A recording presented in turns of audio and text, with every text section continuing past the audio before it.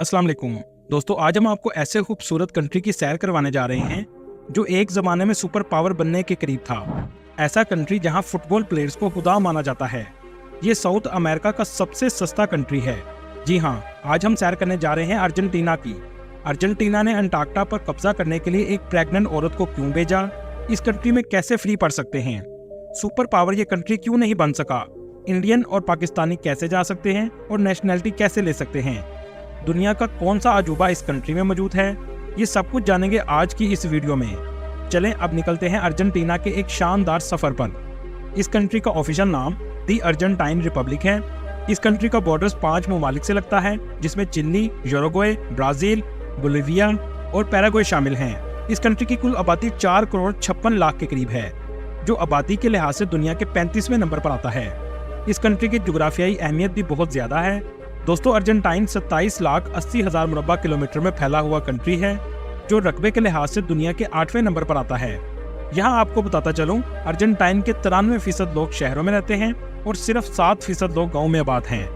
Argentina south America का बहुत खूबसूरत मुल्क है। क्या आप जानते हैं अर्जेंटीना वो पहला कंट्री है जहाँ से फिंगरप्रिंट लेने का आगाज हुआ था। एक बार एक शख्स ने कत्ल किया तो पुलिस ने किसी बेगुनाह को पकड़ लिया। जब फिंगरप्रिंट लिया गया तो पता चला कातिल कोई और है। इसके बाद पूरी दुनिया ने फिंगरप्रिंट लेने का सिस्टम शुरू कर लिया। अर्जेंटीना के ज्यादातर लोग स्पेनिश नस्ल के हैं और इसी वजह से अर्जेंटीना में बोले जाने वाली जुबान भी स्पेनिश है। अर्जेंटीना के लोग बहुत खुश मिजाज होते हैं। मेहमान नवाजी में भी इनका कोई मुकाबला नहीं। जो भी मेहमान आता है उसके लिए खाने के टेबल डिशेज से भर देते हैं। एक रिपोर्ट के मुताबिक गाय का गोश्त खाने में अर्जेंटीना के लोग दुनिया में पहले नंबर पर हैं। दोस्तों, क्या आप जानते हैं इसका नाम अर्जेंटीना क्यों रखा गया? अगर नहीं तो चले मैं आपको बताता हूँ। अर्जेंटीना का वर्ड लैटिन वर्ड से निकला है, जिसका मतलब है सिल्वर। क्योंकि जब 15वीं सदी में यूरोप के लोग इस कंट्री में आए थे तो वो इसे लैंड ऑफ सिल्वर कहते थे, क्योंकि ये कंट्री दुनिया में सिल्वर पैदा करने में 10वें नंबर पर आता है। अगर बात की जाए फुटबॉल की तो अर्जेंटीना का नाम सबसे पहले आता है। इस कंट्री ने दुनिया को बेहतरीन खिलाड़ी दिए। लियोनेल मेसी को तो आप जानते हैं, लेकिन यहाँ आपको एक हैरानकुन बात बताता चलूं। जब अर्जेंटीना ने 2022 में वर्ल्ड कप जीता तो अर्जेंटीना की गवर्नमेंट ने मेसी का नाम रखने पर पूरे मुल्क में पाबंदी लगा दी, क्योंकि यहाँ के लोग मेसी के इतने दीवाने हैं कि सब ने अपने बच्चों का नाम मेसी रख देना था। इसी वजह से गवर्नमेंट ने मेसी नाम रखने पर पाबंदी लगा दी। दोस्तों, दुनिया का दूसरा फेमस फुटबॉलर मैराडोना भी अर्जेंटीना से था, लेकिन इस कंट्री के फुटबॉल के जुनून का आप यहाँ से भी अंदाजा लगा सकते हैं कि मैराडोना के नाम से एक चर्च भी बनाया गया है, जिसका पूरा नाम लेग्लिसिया मैराडोनिया है। इस चर्च को रोज़ारियो सिटी में बनाया गया है, जिसके 1,20,000 लोग मानने वाले हैं, जो किसी जमाने में इस फुटबॉलर के फैन थे। आज अलग से इस फुटबॉलर के नाम का मजहब बना दिया गया है। अर्जेंटीना का कैपिटल बुएनोस आयर्स है, जो साउथ अमेरिका में सबसे ज्यादा विजिट किए जाने वाला सिटी है। आप इस सिटी में किसी भी महीने चले जाएं, आपको यहाँ टूरिस्ट बहुत ज्यादा नजर आएंगे। ये साउथ अमेरिका कॉन्टिनेंट का सबसे खूबसूरत सिटी है। दोस्तों, दिसंबर 2001 अर्जेंटीना की तारीख का सबसे दर्दनाक दिन है, जिसे आज लोग याद करके रोते हैं। जब इस कंट्री में सिविल वार शुरू हो गई थी। आप सुनकर हैरान रह जाएंगे, 10 दिनों में इस कंट्री के 5 प्रेसिडेंट तब्दील हो गए थे। इस कंट्री के हालात भी हमारी कंट्री के हालात से बहुत मिलते जुलते हैं। एक जमाने में कहा जाता था कि अर्जेंटीना दुनिया की सुपर पावर बनेगा, क्योंकि दुनिया की सबसे अहम चीज इस कंट्री के पास वाफिर मिकदार में मौजूद थी, और वो था अनाज। इस हिस्से की जमीन ज़राअत के लिए सबसे बेहतरीन समझी जाती है। एक जमाने में ये कंट्री पूरी दुनिया को फूड सप्लाई करता था। यहाँ तक कि यूरोप के लोग इस कंट्री में शिफ्ट होना शुरू हो गए और अपने साथ पैसा भी लेकर आए। अर्जेंटीना के कैपिटल बुएनोस आयर्स को साउथ अमेरिका का पेरिस भी कहा जाता है। 1920 तक अमेरिका और अर्जेंटीना की इकोनॉमी एक जैसी थी, लेकिन ऐसा क्या हुआ अर्जेंटीना के साथ कि इसकी करेंसी आज इंडिया और पाकिस्तान से भी ज्यादा कमजोर है। एक पाकिस्तानी रुपए के बदले 3.50 पैसों आते हैं और एक इंडियन रुपए के बदले 12 पैसों आते हैं। तबाही का सफर ऐसे शुरू होता है कि एग्रीकल्चर की जमीनें चंद अमीर खानदानों को दे दी जाती हैं, जिससे सारा पैसा चंद लोगों के पास चला गया। इन चंद खानदानों का किसी से मुकाबला नहीं था, इसलिए अपने काम में ना कोई जिद्दत लाए और ना ही पैदावार को बढ़ा रहे थे।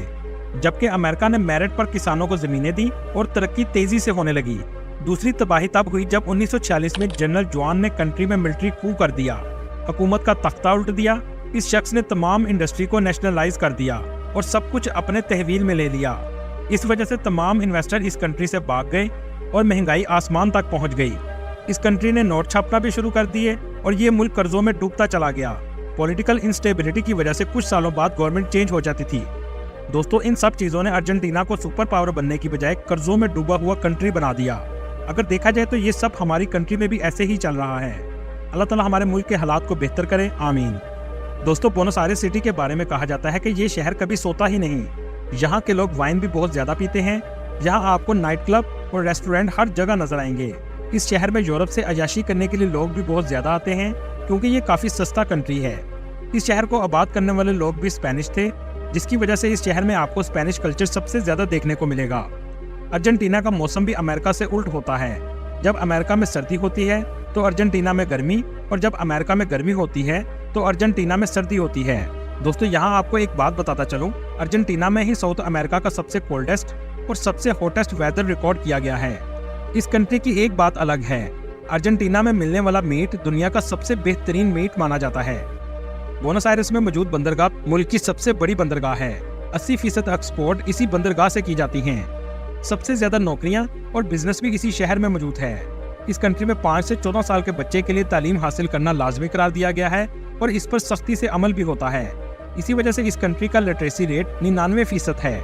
इस कंट्री की famous university of bonus Aires है, जो दुनिया की बेहतरीन यूनिवर्सिटीज में आती है। दोस्तों इस यूनिवर्सिटी की सबसे अच्छी बात यह है कि यहाँ तालीम मुकम्मल तौर पर मुफ्त है, चाहे आप अर्जेंटाइन के रहायशी हों या दूसरे कंट्री से आए हों। ये एक पब्लिक यूनिवर्सिटी है और यहाँ जाने के लिए आपको स्पेनिश जुबान आना जरूरी है। इस कंट्री में रहने का खर्चा $500 से $1000 माहाना है और इसमें तमाम अखराजात शामिल हैं। दोस्तों आपने टैंगो डांस तो देखा होगा, ये डांस भी अर्जेंटीना में इजाद हुआ था। न्यूयॉर्क के बाद यहूदी सबसे ज्यादा बोनस आयरेस में आबाद हैं। दोस्तों क्या आप जानते हैं बोनस आयरेस का एक नौजवान था, एक नाइट क्लब में बोनसर भर्ती हो गया, मतलब क्लब के दरवाजे का चौकीदार। एक दिन चर्च के पास से गुजरा तो अंदर चला गया और फादर से जिंदगी का मकसद पूछा, तो पादरी ने जवाब दिया, अल्लाह की नेमतों का इतराफ। ये जवाब सुनने के बाद नौजवान ने बाकी जिंदगी चर्च के लिए वक्फ करने का फैसला कर लिया। सोसाइटी ऑफ जीसस का हिस्सा बन गया। 1998 में इसे अर्जेंटीना का बिशप भी बना दिया गया।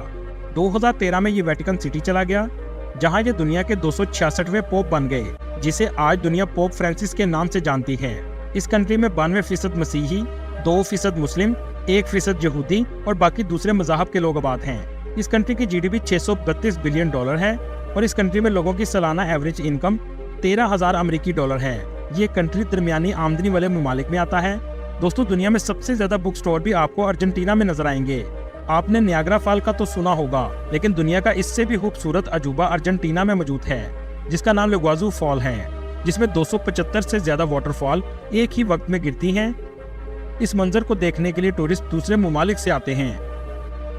अर्जेंटीना में उशवाया के नाम से सिटी मौजूद है, जिसे दुनिया का आखिरी किनारा भी कहा जाता है। इसे आप नक्शे में भी देख सकते हैं। इस इलाके से अंटार्कटिका काफी करीब होता है। यहाँ आपको एक दिलचस्प बात बताता चलूं, अर्जेंटीना ने अंटार्कटिका में अपना सबसे पहला कब्जा लेने के लिए ना ही फौज भेजी और ना ही कोई एयरफोर्स भेजी, बल्कि एक प्रेग्नेंट औरत को भेजा।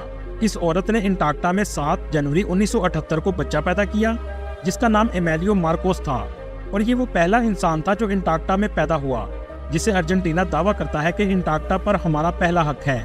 इस कंट्री में पाकिस्तानियों की तादाद 500 के करीब है और इंडियन की तादाद 3000 के करीब है।